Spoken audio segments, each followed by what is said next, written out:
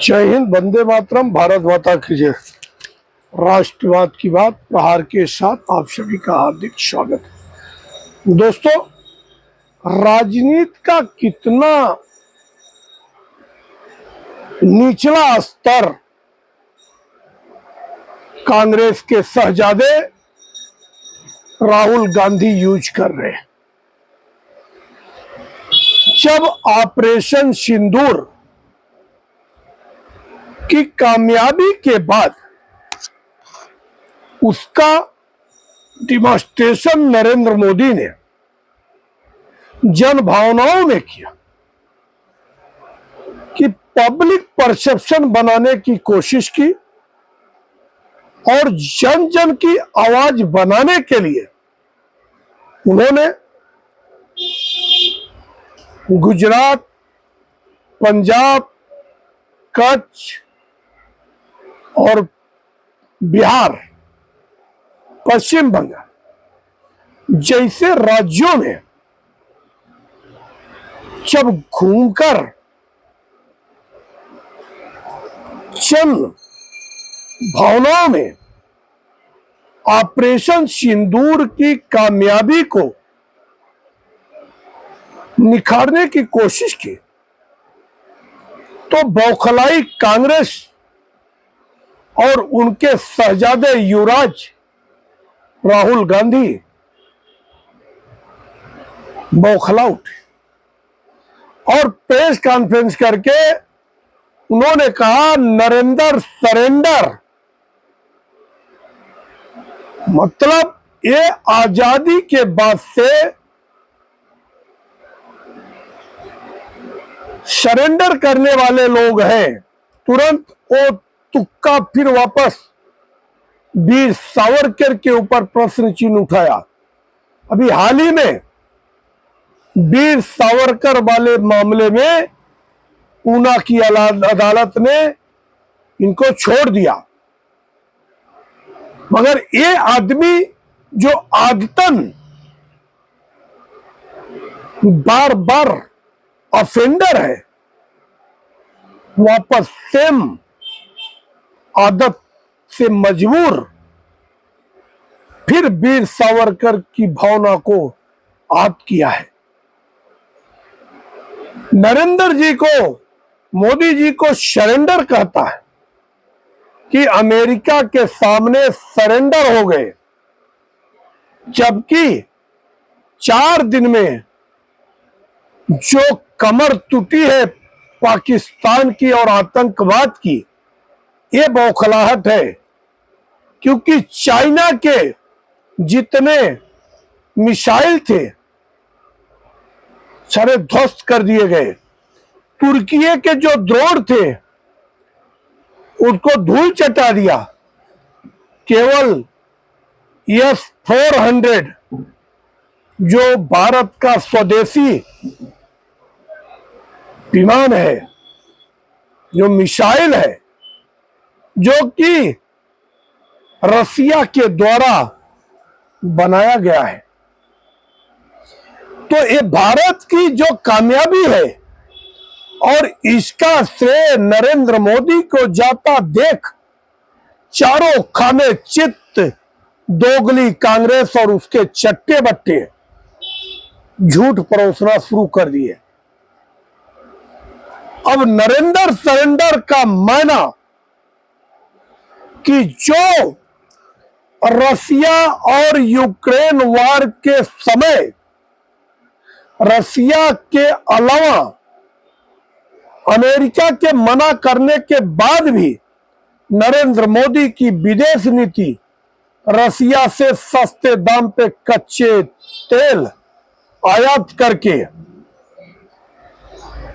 भारत की इकोनॉमी को स्ट्रांग किया और 2 साल जाते जाते जापान को पीछे धक्का मारकर विश्व की चौथी बड़ी शक्ति बनाने में नरेंद्र मोदी की जो कामयाबी है, जो काबिलियत है, ये दोगली कांग्रेस को हजम नहीं आ रही है।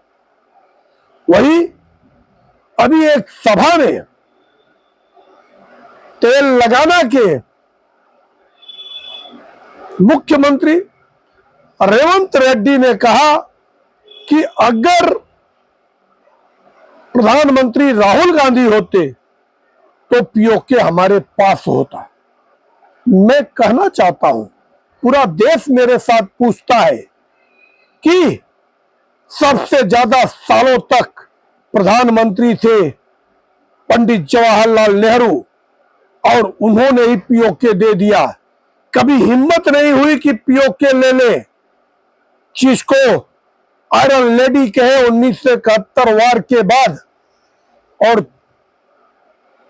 93,000 पाकिस्तानी सैनिकों को रिहा कर दिया गया, मगर बदले में पीओके लेने की तो बात छोड़ो, हमारे 54 युद्ध कर्मियों को छोड़ा के ला नहीं पाई। ऐसी दोगली कांग्रेस को इतनी बड़ी बात कहने में लज्जा आनी चाहिए, जीभ कट जाना चाहिए। मगर ये लतखोर कांग्रेस, इनको शर्म नाम की चीज नहीं। ये लोग तो अपनी इज्जत पहले बेच के फिर राजनीति में आए हैं। इनका काम है सिर्फ देश के टुकड़े टुकड़े कर देना, देश की अखंडता और संप्रभुता को खतरे में डालकर केवल तुष्टीकरण की राजनीति करके अपनी कुर्सी बचाना है। मगर देश अब इन सब से बहुत आगे निकल चुका है और नरेंद्र मोदी के द्वारा दिया गया संकल्प, जो हमारे सैनिकों ने रिटेलिएट किया, खुल के घर में घुस के मारा, पाकिस्तान की कमर तोड़ दी, चाइना की गर्दन तोड़ दी और तुर्की का हाथ काट दिया। ऐसी शक्तिशाली सेना का अगर दोगली कांग्रेस महिमा मंडन करना चाहती है तो ये इच्छा शक्ति देश के प्रधानमंत्री का होता है, न कि सेना अपने मन से कुछ करती है। पाकिस्तान की सेना आजाद है, वो सरकार पे भारी और हावी पड़ती है, मगर अपने देश में सरकार ही मुख्य होती है, सेनाएं उसके अंदर काम करती है।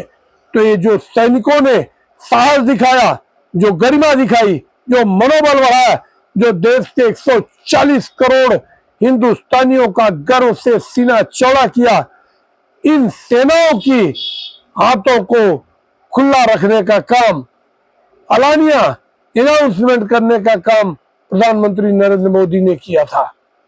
और उसी का नतीजा है कि ये ऑपरेशन सिंदूर इतना कामयाब हुआ। आने वाले समय में अभी ऑपरेशन सिंदूर बंद नहीं है और यही छटपटाहट है विपक्षियों का और राहुल गांधी का कि कहीं और 100-200 पाकिस्तानी मार दिए तो फिर पाकिस्तानी के बदले में बिहार और पश्चिम बंगाल की सरकार न बना ले मोदी। जबकि देश की जनता को फैसला लेना है, खास तौर से पश्चिम बंगाल की जो हालात कर दिया कि एक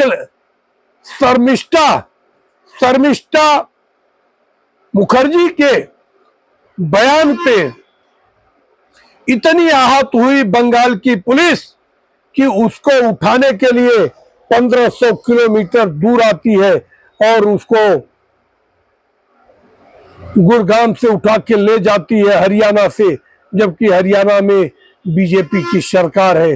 और वही दूसरा नापाकी वफावत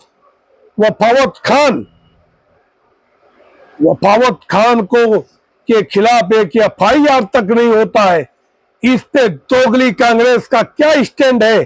क्यों मुंह में पट्टी बांध लिया राहुल गांधी और प्रियंका वाड्रा कहां सोई हुई है? ये दुर्भाग्य है देश का कि ये सिलेक्टिव राजनीति करने के लिए लोग राजनीति में आए हैं। देश चाहे आगे बढ़े चाहे खड्डे में जाए, इनको अपनी लूट की दुकान चलानी है। तो दोस्तों, शर्मिष्ठा मुखर्जी के चक्कर में पश्चिम बंगाल की सरकार जो उड़ता तीर लिया है, आने वाले चुनाव में उसका भयंकर परिणाम होगा। आप लोगों को अगर हमारा विश्लेषण अच्छा लगे तो आप हमारे चैनल को सब्सक्राइब करें। जय हिंद, वंदे मातरम, भारत माता की जय। धन्यवाद।